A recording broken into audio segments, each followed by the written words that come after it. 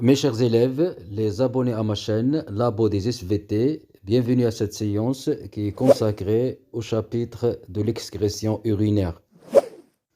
Mes chers élèves, vous savez bien que les personnes qui souffrent d'insuffisance rénale sont obligées périodiquement à réaliser des séances de dialyse du sang par le rein artificiel.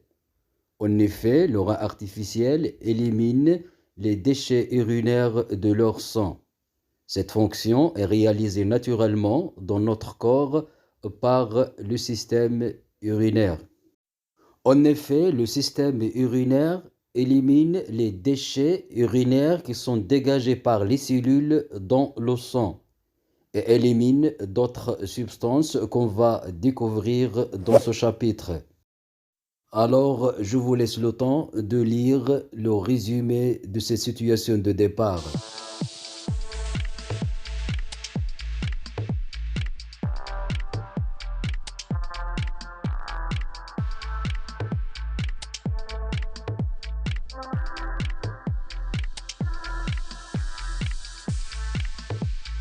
Pour répondre à ces questions, on va réaliser les activités suivantes.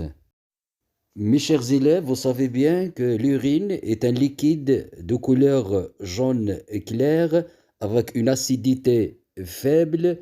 Le volume dégagé par jour est d'environ 1,5 litre, mais ce volume peut varier selon la quantité d'eau consommée, selon la température du milieu, selon l'effort physique et selon l'état sanitaire de la personne.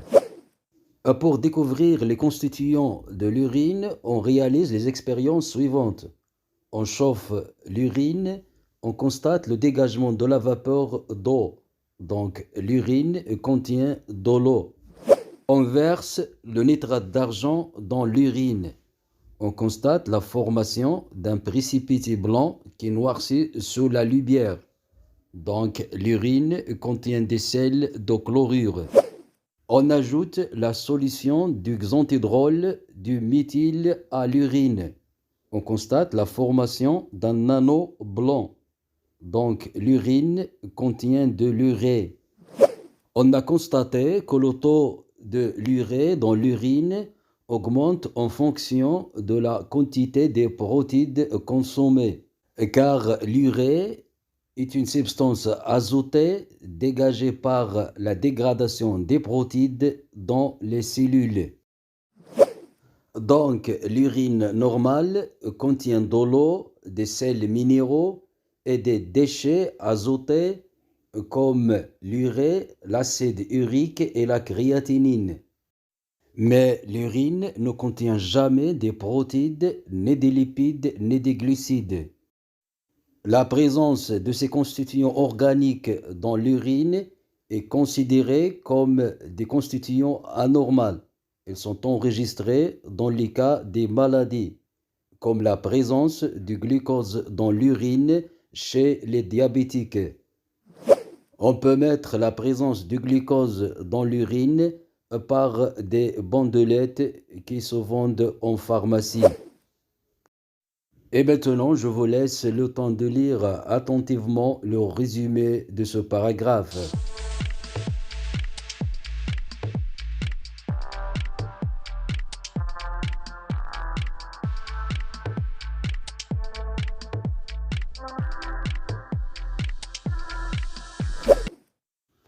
Mes chers élèves, et maintenant dans ce paragraphe, on va découvrir quels sont les organes de l'appareil urinaire. L'appareil urinaire est constitué par deux reins, dans lesquels entre le sang par l'artère rénale et sort par la veine rénale. Puis deux uretères qui conduisent l'urine depuis les deux reins vers la vessie. Puis la vessie dans laquelle est stockée l'urine. Puis l'urètre et l'orifice urinaire par lesquels se fait l'urination et l'élimination de l'urine hors du corps. Je vous laisse le temps de lire attentivement ce paragraphe.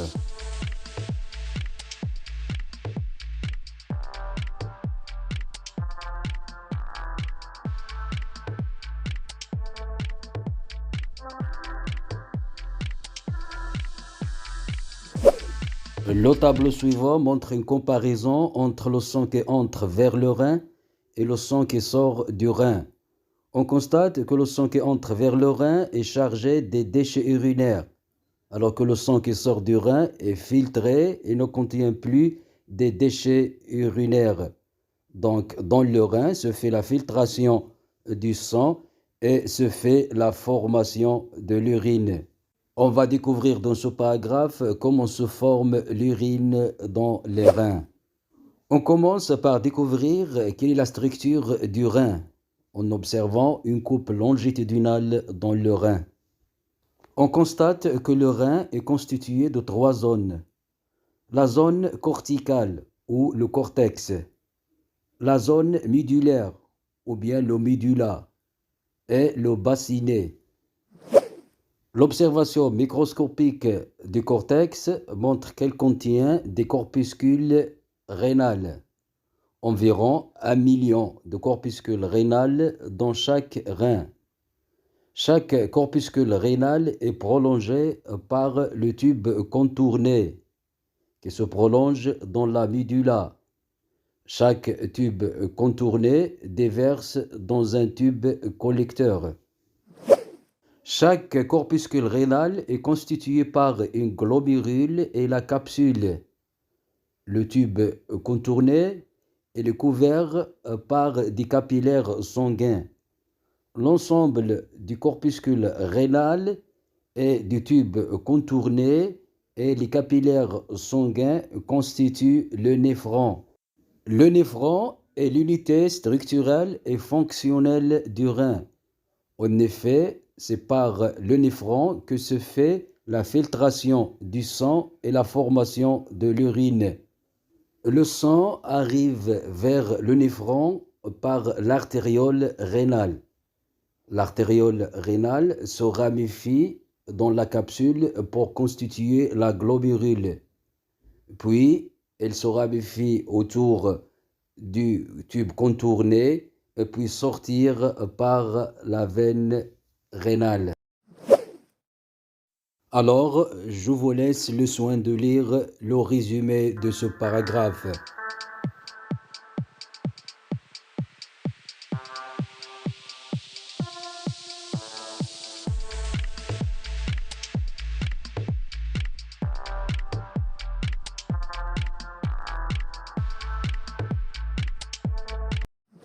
Alors maintenant, on va découvrir comment se forme l'urine dans le néphron en analysant les documents suivants.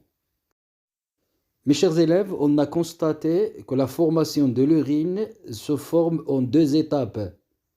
L'étape de la formation de l'urine est primitive. Il s'agit d'un liquide qui est semblable au plasma, qui contient toutes les substances qui se trouvent dans le plasma, sauf les protides et les lipides. Il se forme dans la capsule. L'animation suivante montre le mécanisme de la formation de l'urine primitive dans la capsule. En effet, au niveau des capillaires glomérulaires se fait le passage de tous les constituants du plasma sanguin vers la capsule pour former l'urine primitive. C'est la filtration glomérulaire. Puis l'urine primitive, arrivée au tube contourné, de nombreuses substances sont réabsorbées par les capillaires sanguins. En effet, le glucose et les acides aminés retournent vers le sang par le phénomène qui s'appelle la réabsorption. Puis toujours au niveau des tubes contournés, le rein synthétise des substances azotées comme la créatinine et l'acide upérique. C'est l'étape de l'excrétion.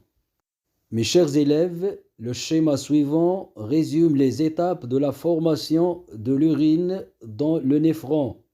Ces étapes sont par ordre la filtration, puis la réabsorption, puis la sécrétion et enfin l'excrétion de l'urine définitive dans les tubes collecteurs. Mes chers élèves, on est arrivé à la fin de cette séance. Je vous laisse le soin de lire le résumé de ce paragraphe.